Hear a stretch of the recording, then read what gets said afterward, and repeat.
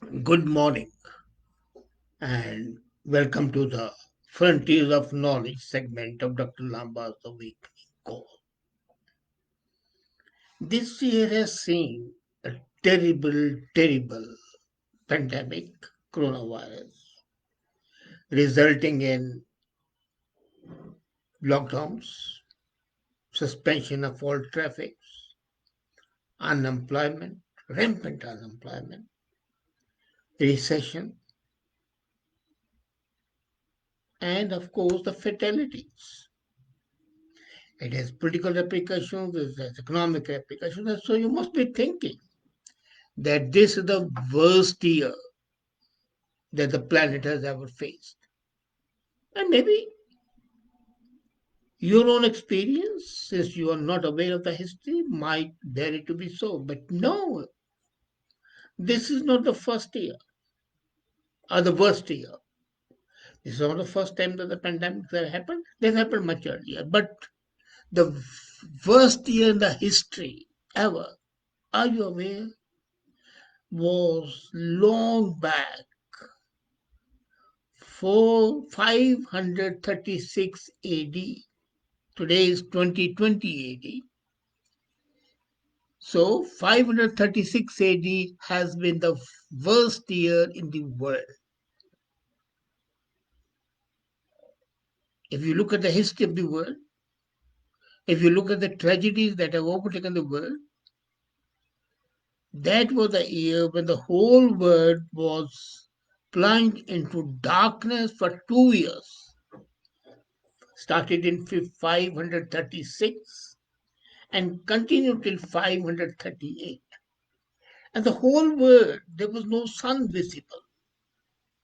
It was dark, absolutely dark, and there was no electricity at that time. It was used to be twinkling of the candles or the hurricane lamps. And for 2 years, there was a dense fog. And in 2000 odd years, now it's 2020, so this was the coldest decade. But that was not the only thing that happened at that time. There was a plague, bubonic plague, that killed more than 100 million people. And remember, the population at that time was too small. Now it is 7 odd billions. At that time it was a few million. 100 million people died in 536 AD. For 2 years there was a dense fog, difficult to breathe, difficult to see. And then that was not enough. There was a volcanic eruption in Iceland. Now you would say that the volcanoes keep on erupting, but that was so big an event that the ash spread worldwide, adding to the fog. So if you are feeling bad about 2020, and when I see the social media people expressing their disappointment and frustration, when I see the unemployment taking place, when I notice that the people can't go to, children can't go to school and people can't go to the social gatherings and the social distance has to be maintained, then compare it with 536 and then decide if you are worse off. No, you are not. You are much better. So that is a historical fact not known to others. But now, talking of the fog and the fuel, are you aware that the Cambridge University is coming up with a major breakthrough? They are going to create fuel from thin air with the help of artificial leaves. The sustainability professor Erwin Riesner says, and he's right, that we have always failed to capture the energy produced by the sun. So, although the solar panels have made a lot of advances, becoming cheaper, more efficient, they just provide electricity, not storable liquid fuels which are still in great demand. So, he says that if we copy plants, make artificial leaves, and they take up the sunlight and store the energy as energy carriers. So the artificial leaves can be made and they can create energy through the process of clarification. And the chlorophyll then would convert that energy into a liquid fuel, which will be stored in those leaves only. No, this is not a concept. They have made a prototype where this solar energy is converted into liquid fuel, and that liquid fuel they have used to run motors. It can be naturally further developed and used commercially. Let's see, it does. But at the same time, MIT has come up and they have produced a solar powered efficient system which produces drinkable water from the dry air. You are aware there's a worldwide water shortage. And we used to say that the third world war, if any, would be based on the water reserves. As I wrote yesterday, that China is using water as a weapon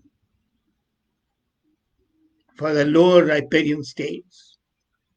Indo-water dispute is historical. Canada bans the export of drinkable water. So MIT has come up with two-stage water harvesting system, which they have tested in the rooftop. The device, which was connected to a laptop for data collection, was mounted at an angle to face the sun and has a black solar collecting plate at the top. And the water it produced flowed into two tubes at the bottom. According to MIT engineers, this is extremely efficient, practical, and scalable, and the how every household can have this system at the top of their roof and in con- condos and apartment buildings, it can be jointly owned by the corporation that owns them. And the water can be supplied, which is taken from the dry air. So there'll be no problem. And the system, which builds on a deeply design, initially it was developed 3 years ago by MIT itself. But now they make it much more practical as a water producing source for remote regions which do not have enough water and do not have electricity sitting. And do you know Professor Wong, who is a Korean, head of the Department of Mechanical Engineering, and his student, Law Pontin, they have developed this with the help of 6 other researchers. They harness the temperature difference within the device and allow an absorbent material which is in the device, collects liquid on its surface, draws moisture from the air in the night. Say when the night is there, it draws moisture and then releases it the next day.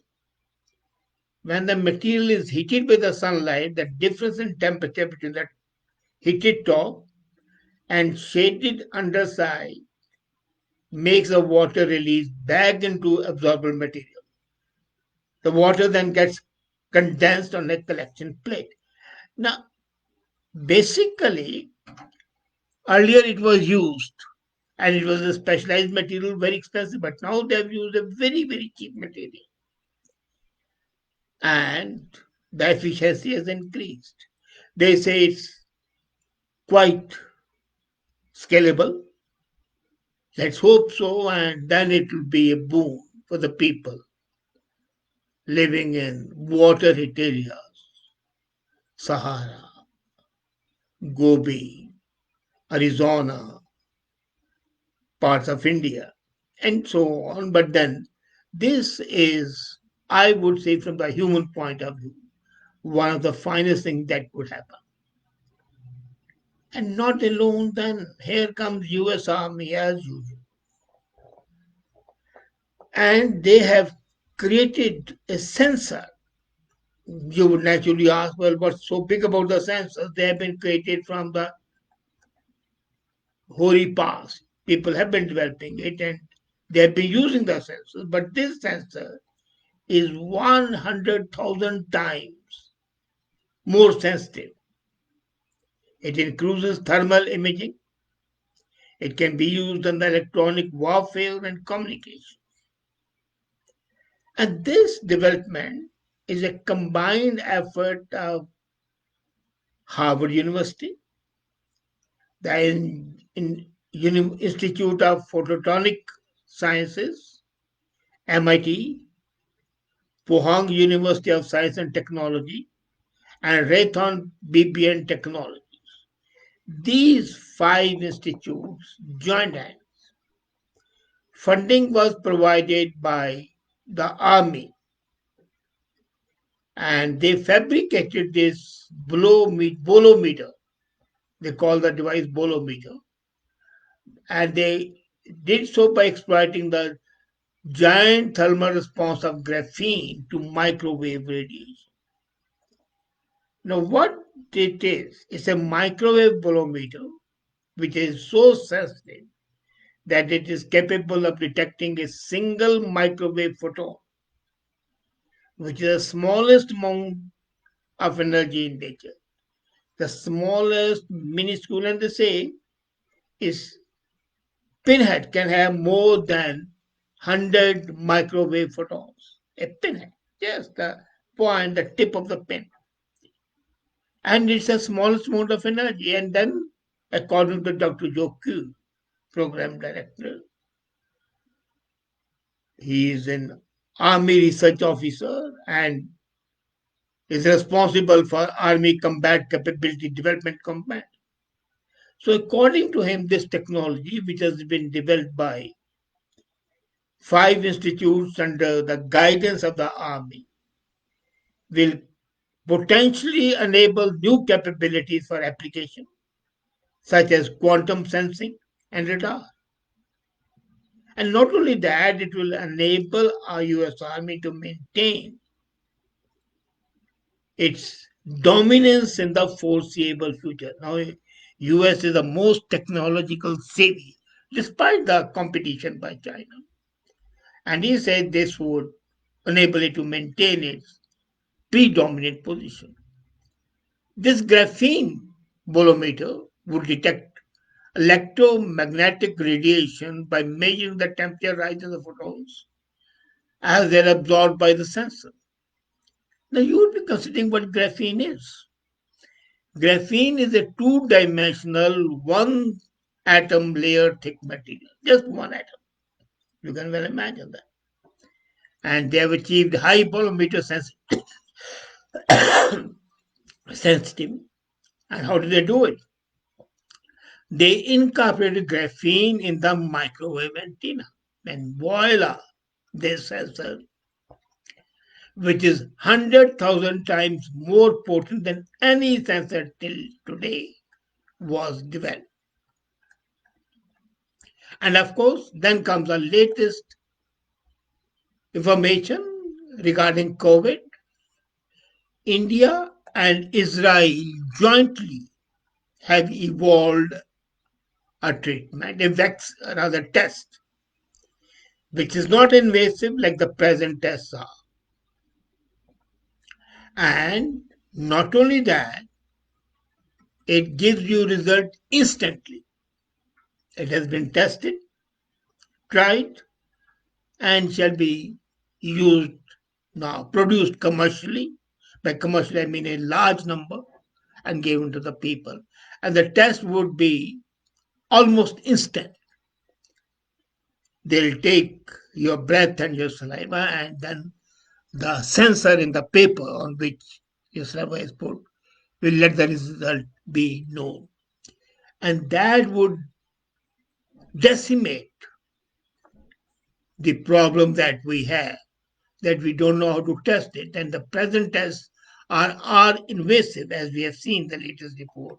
One lady, where the test was done, when the swab went into the stem of the brain, it penetrated the brain, and the brain started flowing out of the nose of that woman. So that sort of a invasive treatment would not be there, invasive testing would not be there. And the scientists of Israel and India have had this breakthrough. So these nuggets of information further